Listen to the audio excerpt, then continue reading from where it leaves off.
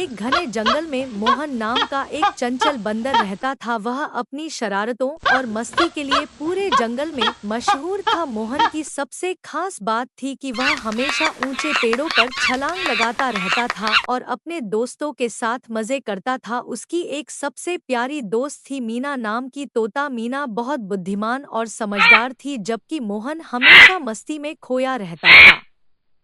मोहन और मीना की गहरी दोस्ती थी। वे दोनों हर दिन एक साथ जंगल की सैर करते, नए नए खेल खेलते और एक दूसरे की मदद करते। मीना अक्सर मोहन को समझाती, मोहन तुम्हें थोड़ा जिम्मेदार होना चाहिए, हर वक्त शरारत करना सही नहीं है। लेकिन मोहन उसकी बातें हंसी में उड़ा देता और कहता, अरे मीना, जिंदगी का असली मजा तो मस्ती में है।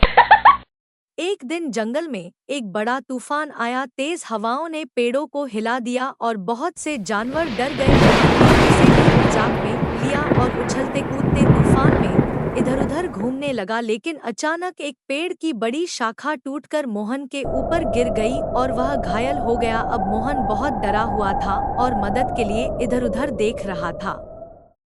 तभी मीना को मोहन की चिंता हुई। उसने मोहन को देखा और फौरन अपनी बुद्धिमानी से एक योजना बनाई। वह उड़कर जंगल के सारे जानवरों को बुलाने गई और सबको मोहन की मदद करने के लिए तैयार किया। हाथी ने अपनी सूंड से उस भारी शाखा को उठाया और हिरण ने मोहन को सुरक्षित स्थान पर ले जाया। मीना ने जंगल के कुछ पक्षियों से जड़ी बूटियां मंगवाई और मोहन का इलाज किया। धीरे धीरे मोहन ठीक होने लगा।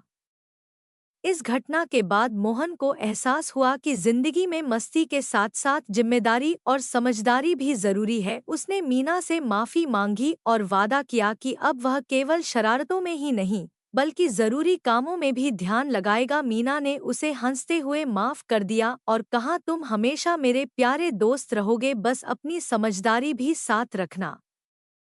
इसके बाद मोहन और मीना की दोस्ती और भी मजबूत हो गई। अब वे दोनों न केवल मस्ती करते बल्कि जंगल के बाकी जानवरों की मदद भी करते। उनकी समझदारी और दोस्ती का पूरा जंगल उदाहरण देने लगा।